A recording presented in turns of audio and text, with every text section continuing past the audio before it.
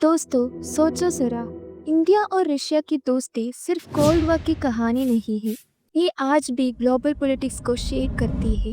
Weapon से लेकर oil तक, डिप्लोमेसी से लेकर यूक्रेन वार तक।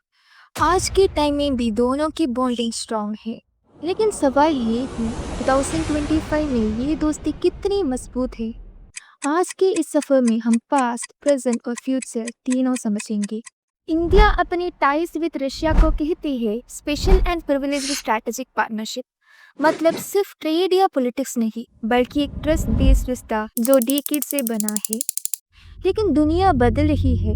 वेस्ट के प्रेशर के बीच और रशिया चाइना की क्लोजनेस के टाइम पर ये बॉन्ड पहली बार इतना टेस्ट हो रहा है। चलो रिवाइंड करके ही 1950s की तरफ। इंडिपेंडेंस के बाद इंडिया को चाहिए था फैक्ट्रीज, डिफेंस सपोर्ट और इंडस्ट्रियल हेल्प, और यहाँ सोवियत यूनियन बना हमारा पहला reliable partner.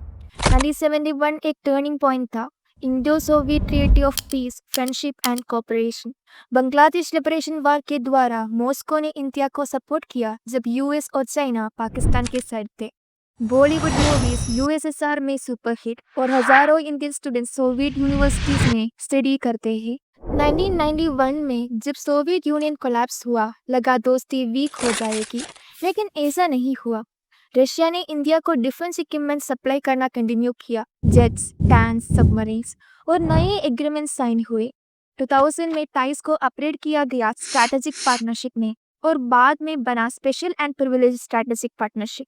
Space, nuclear energy जैसे कुंदनकुलम प्रोजेक्ट और जॉइंट डिफेंस मैन्युफैक्चरिंग ने दोस्ती को जिंदा रखा। दोस्ती का बैकबोन है डिफेंस। आज भी 60 to 70% Indian military equipment Russian origin का है।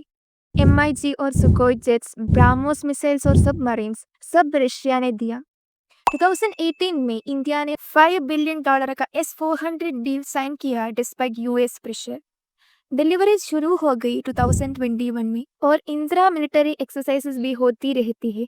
ये शो करता है कि रशिया इंडिया को वो एडवांस्ड वेपन्स देता है जो बहुत लिमिटेड कंट्रीज को मिलते हैं। ट्रेड पहले वीक था, लेकिन 2022 के बाद इक्वेशन चेंज हो गई।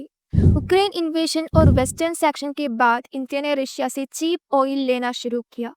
सिर्फ 2 साल में रशिया बन गया इंडिया की बिगेस्ट ऑयल सप्लायर। कभी कभी 30% से ज्यादा इंपोर्ट रशिया से आते हैं। फर्टिलाइजर्स और कोल इंपोर्टेंट भी बढ़ गए। Result, trade 65 to 70 billion dollar cross कर गया।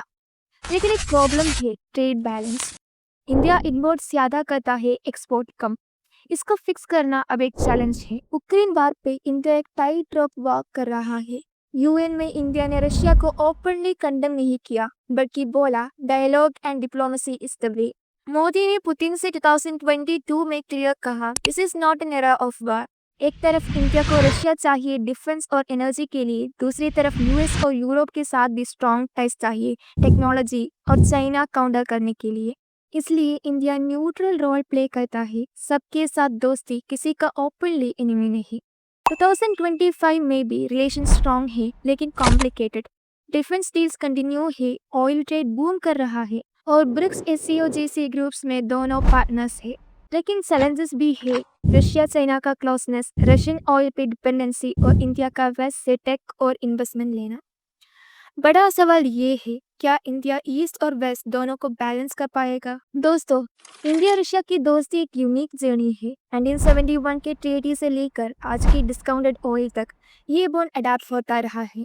अब सवाल आपसे, क्या इंडिया को न्यूट्रल रहना चाहिए या ग्लोबल कॉन्फ्लिक्ट्स पर एक स्ट्रॉन्ग स्टैंड लेना चाहिए?